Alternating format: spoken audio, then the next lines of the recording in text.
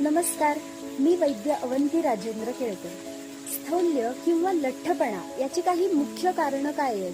तर पहिलं कारण म्हणजे अध्यसन, म्हणजेच पहिला घेतलेला आहार पूर्ण पचायच्या आधीच परत काहीतरी खाणं. बरं, मग पहिला घेतलेला आहार पचलाय की नाही हे कसं ओळखायचं? तर त्याची काही लक्षणं आपण मागच्या एका व्हिडिओमध्ये बघितली. बघा, हंगर आणि क्रेविंग याच्यातला फरक ओळखला पाहिजे. पहिला आहार पचून स्वाभाविक भूक लागली असताच परत आहार घ्यावा. केवळ तीव्र इच्छा होते म्हणून एखाद्या पदार्थाचं सेवन करू नये. दुसरं कारण म्हणजे अतिरिक्त प्रमाणात गोड पदार्थांचं सेवन करणं. तिसरं कारण म्हणजे दिवसा झोपणं. चौथं कारण म्हणजे व्यायाम न करणं. पाचवं कारण म्हणजे दही, मैदा यासारखे पचायला जड असणाऱ्या पदार्थांचं रोज सेवन करणं.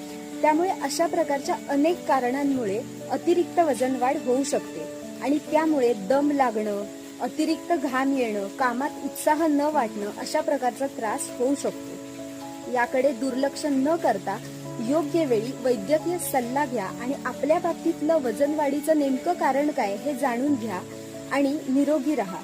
धन्यवाद.